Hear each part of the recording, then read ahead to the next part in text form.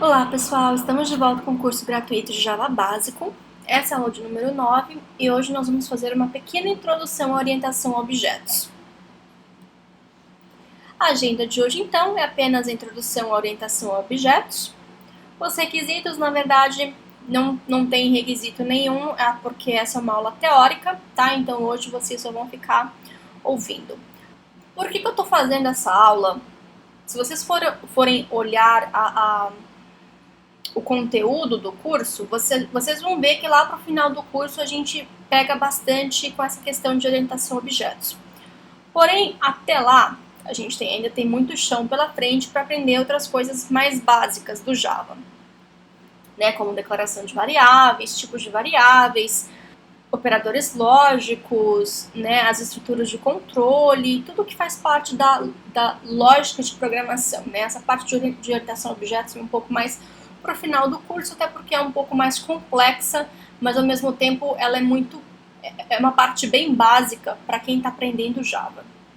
E até lá, né, a gente vai ter aí umas 20 aulas até lá, eu não sei, de 15 a 20 aulas até a gente chegar mesmo na parte de orientação a objetos, e até lá a gente vai utilizar muitos termos, tá?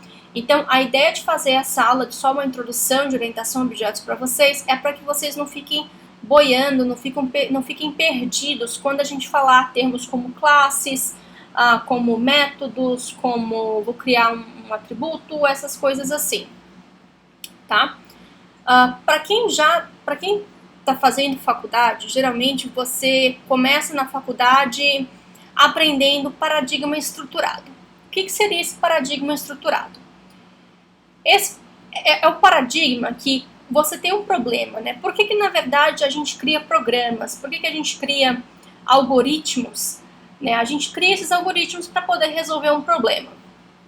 Por exemplo, eu tenho um problema, né, dos probleminhas mais simples, eu quero criar um algoritmo que vá passando dois números, A e B, me retorne a soma desses números. Então esse é um problema. E você criou um algoritmo, né, programou uma solução para esse problema. Eu preciso de um sistema que faça controle de estoque, emite nota fiscal, e também sirva para alguma outra coisa, né? Esse tipo de projeto, assim, né, já são muitas coisas, já são muitos problemas que a gente tem que resolver. A gente, por exemplo, não usa muito paradigma estruturado para esse tipo de problema, porque tem muitas coisas. E é mais comum hoje no mercado de trabalho a gente usar orientação a objetos para resolver esse tipo de problema, para você ter um projeto, tá? E isso não só em Java.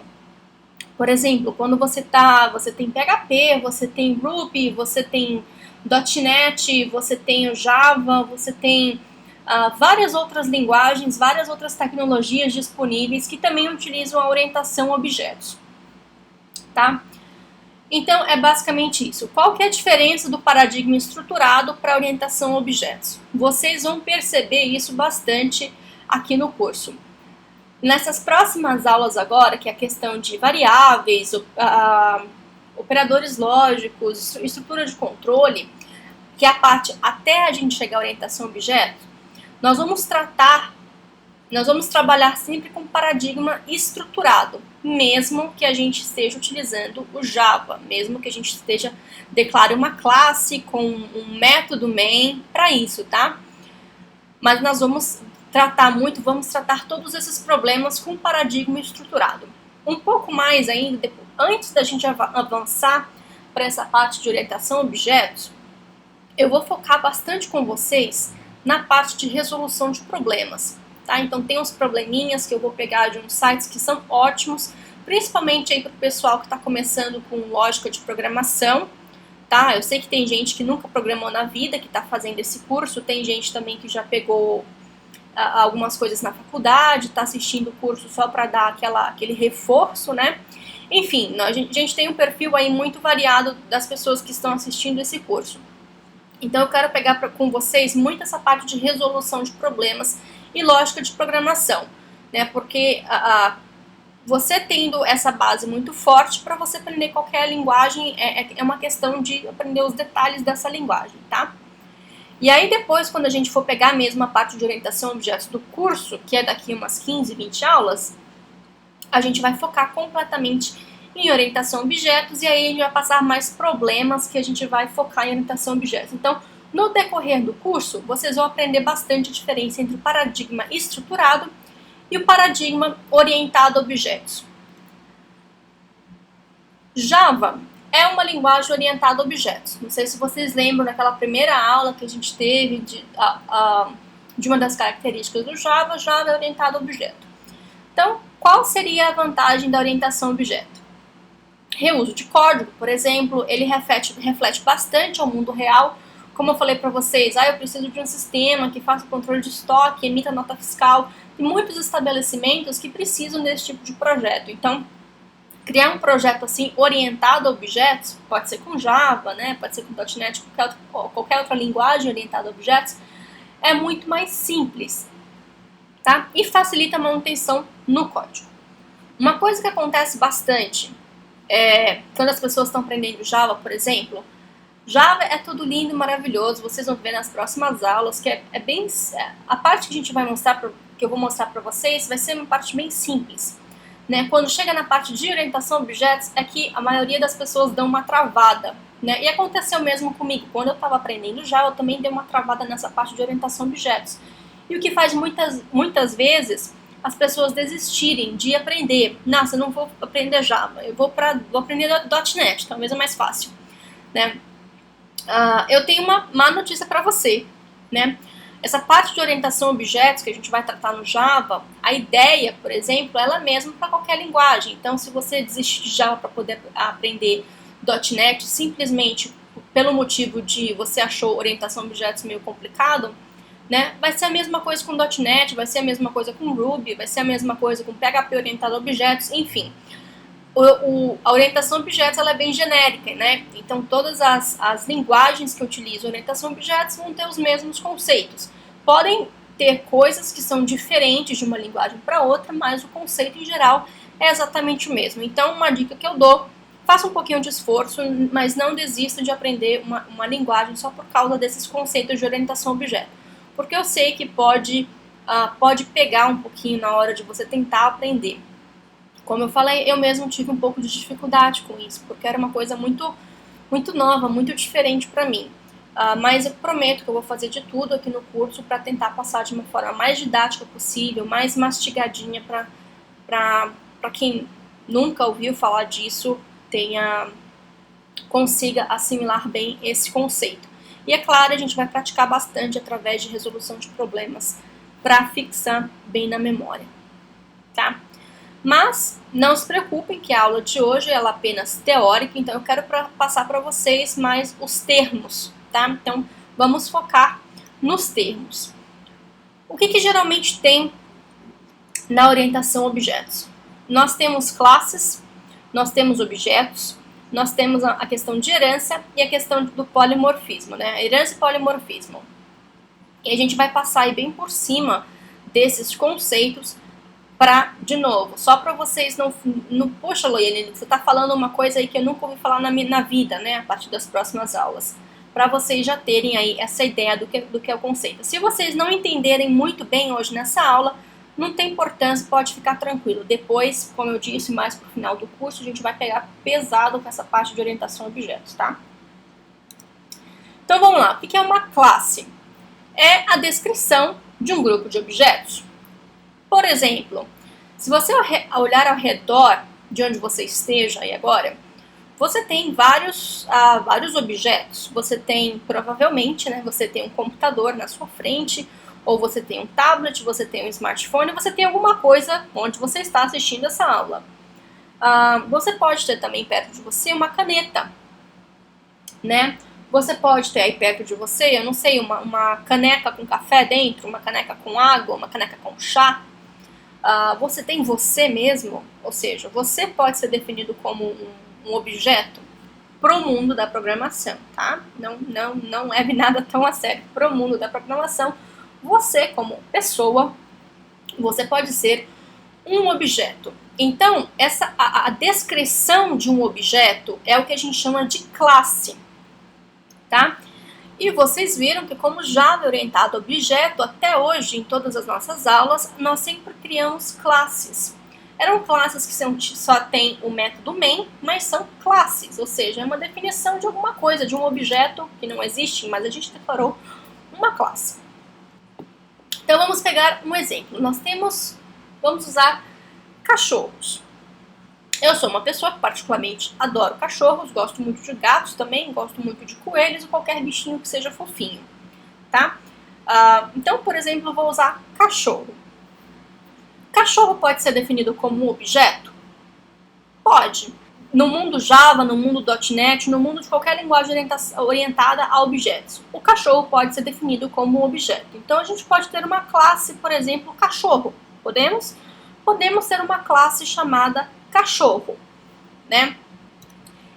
Então, o que é uma classe? A classe nós temos o nome da classe, por exemplo, cachorro, um conjunto de atributos que seriam as descrições, né, a descrição de um cachorro, e um conjunto de métodos, ou seja, quais seriam os comportamentos de um cachorro. Então, vamos ver aí tudo bonitinho. Um cachorro, por exemplo, a gente tem aí, eu peguei essa figura aqui da internet, tem o link aqui no slide para vocês, tá? Tá aqui, para quem quiser depois entrar e ver isso aqui. Então a gente tem aqui cachorros, aqui é um quadro as 15 raças mais populares nos Estados Unidos, né? Não sei de quanto, o que é isso daqui, mas tá aqui, março de 2012. Então tá. A gente tem um cachorro, a gente tem um labrador, a gente tem pastor alemão, a gente tem Yorkshire, a gente tem o Golden Retriever, Beagle, Boxer, Bulldog, a salsichinha, a gente tem o Poodle, Shih Tzu, a gente tem o Schnauzer, Chihuahua, Rottweiler, o Lulu da Pomerânia e a gente tem um Doberman Pinscher é foda, né, gente? A gente tem um Pinscher. Então a gente tem aí as 15 raças mais comuns, mais populares nos Estados Unidos. E a gente tem aqui, por exemplo, um labrador, ele tem uma altura de 21 a 28 polegadas. Ele tem um peso de 50 a 80 libras. O temperamento dele é amigável. O nível de atividade é alto, afinal é um cachorro grande, né? Então precisa de um quintal para o bichinho correr. O tempo de vida, em média, de 10 a 12 anos. E a inteligência é um cachorro muito inteligente. Então, o labrador é um cachorro muito inteligente. E aí tem mais aqui algumas coisas, né? Nas juntas pode ter alguns tipos de problemas. Nos olhos também pode ter alguns tipos de problemas. O tipo de digestão. Na pele você pode ter algum problema. Você pode ter algum problema no coração. Alguma outra doença. E alguma característica específica da raça, também tem aqui algumas outras descrições, né? Não, a gente não está aqui para aprender sobre cachorro, mas vocês vão aprender um pouquinho sobre cachorro nessa aula. Então a gente tem algumas características aqui de um cachorro. Então, por exemplo, um cachorro, ele pode ter, né, primeiro, a raça, que ele pertence, o nome da raça, pode ter altura, pode ter um peso, pode ter um temperamento, pode ter um nível de atividade, pode ter um tempo médio de vida e pode ter o nível de inteligência. Então, isso tudo são características de um cachorro. Quando a gente está trabalhando com orientação a objetos, né, nós temos uma classe cachorro, todas essas características que a gente acabou de falar aqui agora, nome da raça, altura, peso, temperamento, nível de atividade, etc., nós podemos descrever como atributos dessa classe. Tá? Então, por exemplo, eu posso ter um atributo nome da raça, posso ter um atributo altura, posso ter um atributo peso, posso ter um atributo temperamento e assim em diante.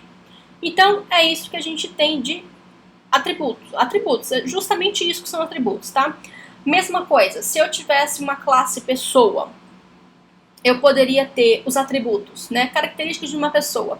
Nome, altura, peso, cor dos olhos, cor do cabelo, cor da pele, CPF, por exemplo, né? Uma pessoa pode ter um CPF, o endereço, né? O endereço de uma pessoa, então isso também poderia ser um atributo. Enfim, todas as características. Então é assim que a gente começa a descrever um objeto, descrever né, colocar isso tudo na descrição da classe.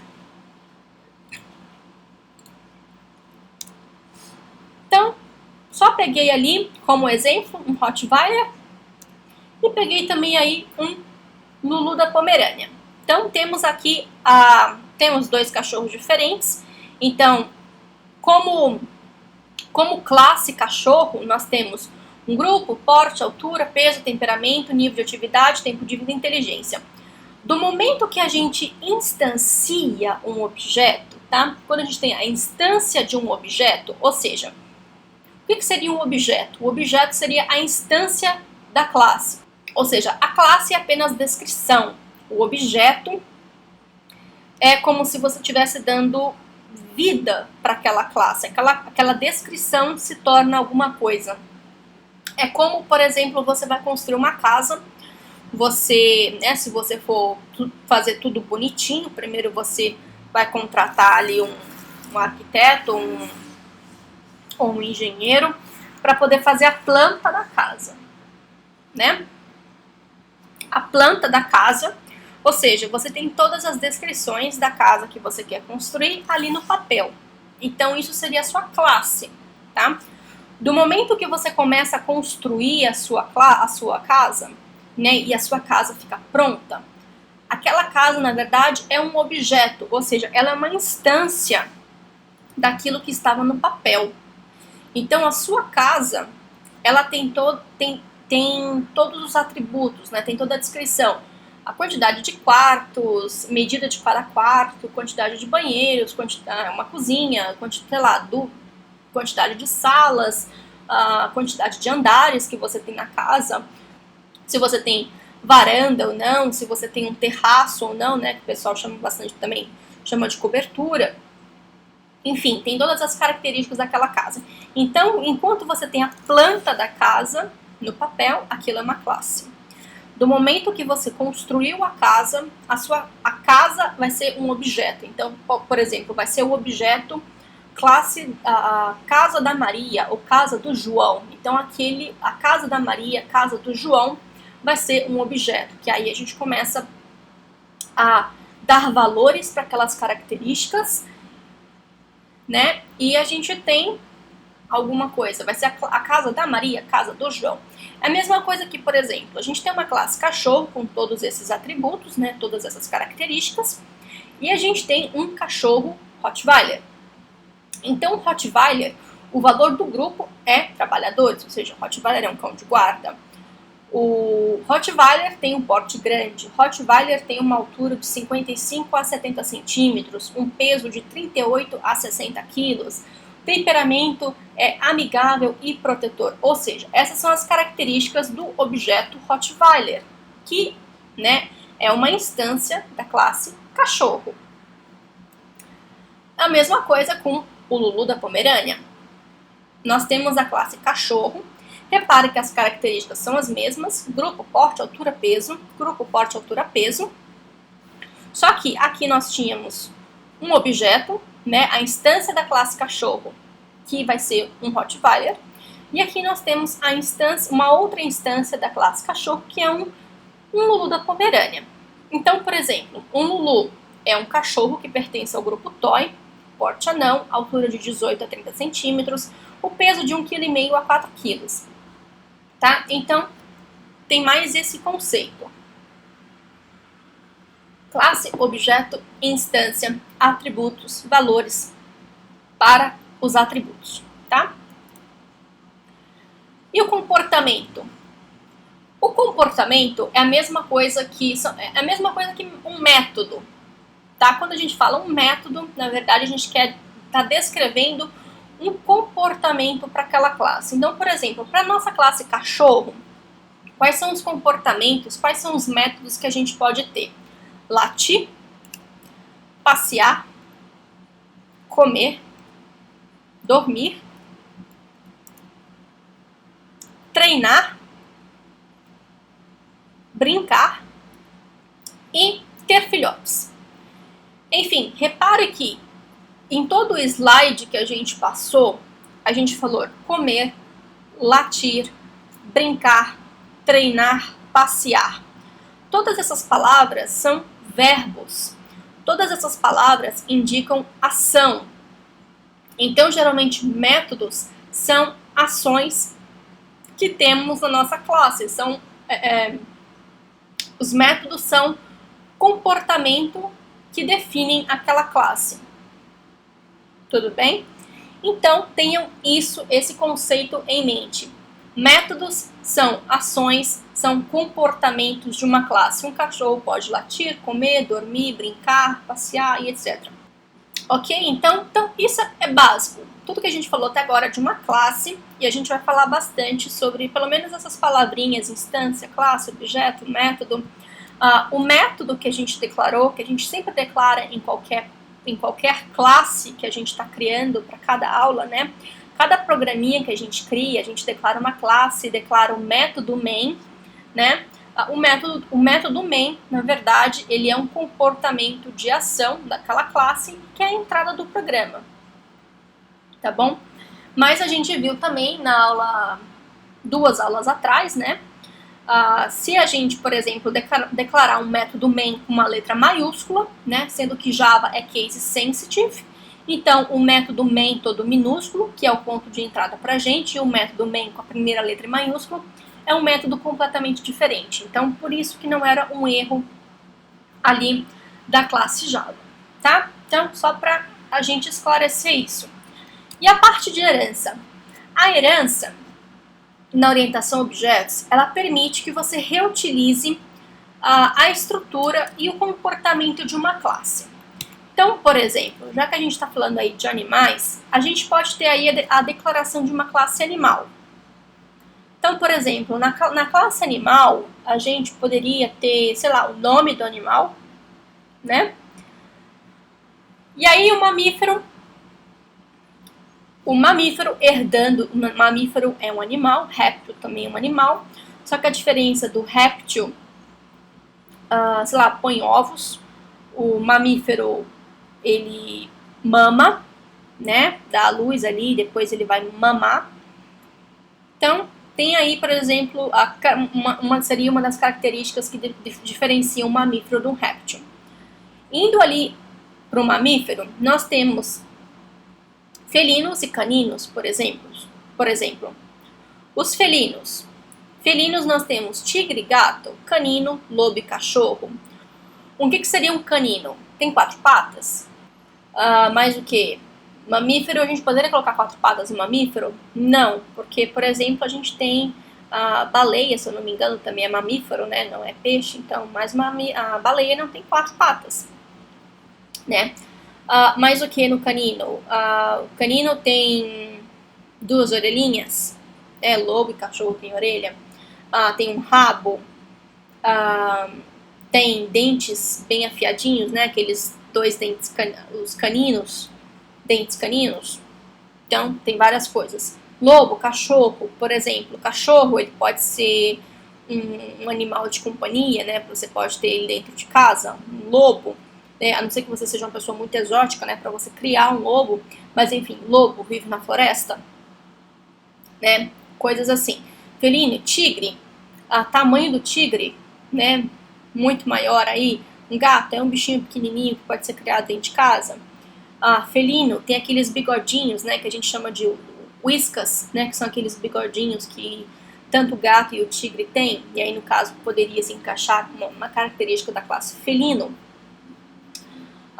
Cobra, por exemplo, a cobra poderia ter uma característica de troca de pele, né, enfim, assim a gente pode, a herança, então, por exemplo, animal, né? O cachorro é um animal, a cobra é um animal, o gato é um animal. Então, todos eles têm características comuns. Os caninos e os felinos, ambos são mamíferos. Então, eles têm características comuns também. Então, tanto, né, tudo que o mamífero faz ou tem, o felino e o canino também têm. Tá? Enfim, então, essa é a ideia de herança que vocês precisam ter em mente agora, tá? Tem uma outra coisa também chamada de polimorfismo. O que seria esse tal do polimorfismo? Seria uma habilidade de ter mais de um tipo. Então, por exemplo, voltando aqui para esse diagrama, o que todos esses animais têm em comum? Vamos falar de ações, comportamento, tá? Não estamos falando de característica. Polimorfismo, ele é mais voltado para comportamento. Então, por exemplo, o cachorro emite som, o lobo emite som, o gato emite som, o tigre emite som, a cobra emite som.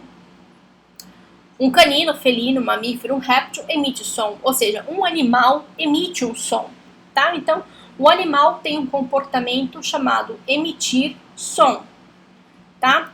Só que, por exemplo, dependendo do animal, do tipo do animal, o som vai ser diferente. Então, por exemplo, se eu pedir para um cachorro emitir som, o cachorro vai latir. Se eu pedir para um gato emitir som, se você pedir, o gato provavelmente não vai miar, né? Mas falando aqui só, né, em termos de definições. Se você pedir para um gato emitir som, o gato vai miar. Se você pedir para uma vaca emitir um som, a vaca vai berrar. Se você pedir para uma cobra emitir som, a cobra vai sibilar. Se você pedir para o lobo vai ruivar. Ou seja, todo animal tem um comportamento chamado emitir som. Porém, dependendo do animal, dependendo da classe, né, da subclasse animal, cachorro, gato, vaca, cobra, lobo, etc., quando você pede para executar a ação, o comportamento emitir som, o valor vai ser diferente dependendo do animal, tá? Mais para frente no curso a gente vai ver isso tudo com muita calma, muito detalhe e muito exercício para a gente focar isso. Mas são esses os conceitos que eu quero que vocês tenham em mente, tá? Tem mais uma coisinha ainda que a gente vai ver no Java, tá? É a questão de pacotes. A partir da próxima aula eu já quero utilizar pacotes para poder organizar o nosso código, tá? Então, pacotes é uma forma de organizar classes. É muito mais que isso, tá? A gente vai aprender também mais para o final do curso, quando a gente for falar de orientação a objetos, modificadores de acesso. Porém, o que a gente precisa saber por agora é que pacotes é uma forma de você organizar as suas classes. Por convenção, geralmente os pacotes é o domínio da empresa que você está trabalhando, né, mais o nome do projeto, mais uma pasta. A pasta é somente para organizar. Então, por exemplo, com.loiane.cursojava.aula9. Na verdade, ele vai criar uma pasta com. Dentro da pasta com, ele vai criar uma pasta chamada Loiane. Dentro da pasta Loiane vai criar uma pasta chamada Curso Java. Dentro da pasta Curso Java vai chamar uma aula 9. Tá? E aí você pode criar uma outra aula 10, aula 11, aula 12, etc. É assim que a gente vai trabalhar nas próximas aulas, tá? Então, somente para a gente ter também esse conceito em mente. No Java também, pacote também serve para você organizar suas bibliotecas, né? A gente tem biblioteca no Java para fazer manipulação de string, para poder fazer cálculos matemáticos, né? Calcular raiz, raiz quadrada, raiz cúbica e etc. Calcular tangente, seno, cosseno, todas aquelas funçõezinhas matemáticas, o Java tem também. E, por exemplo, a string pertence a um pacote, essa biblioteca matemática pertence a um pacote. A gente também tem bibliotecas, né, um conjunto de bibliotecas que seriam APIs, que servem para leitura e escrita de arquivo, né? Essas classes que fazem parte dessa API de leitura e escrita de arquivo também pertencem a pacotes, né? Uma forma de você organizar aí também o seu projeto, as suas classes. Então, só para vocês terem em mente tudo isso daí, tá? Então, lembrando, a gente viu hoje definição, né? Qual é o conceito de uma classe, atributos, comportamentos, né? Que seriam os métodos. O que é um objeto, o que significa instância de uma classe, que na verdade, é um objeto. A gente viu o que herança, polimorfismo, muito alto. E por último, agora, pacotes. De novo, se você não entendeu muito bem esses conceitos, não tem importância, que a gente vai entrar bem a fundo mais para o final do curso. Mas por agora, é só para vocês saberem que esses termos existem e esses termos são muito utilizados no mundo Java. Tudo bem? É basicamente isso que eu queria passar para vocês hoje. O código-fonte da aula está no GitHub, De novo, não conheço o GitHub, tem o Screencast. O link do curso com todas as aulas já publicadas está no blog. Tem aí contato. E é isso, pessoal. Espero que vocês tenham gostado de mais essa aula. Vou ficar esperando pelo feedback de vocês e até a próxima.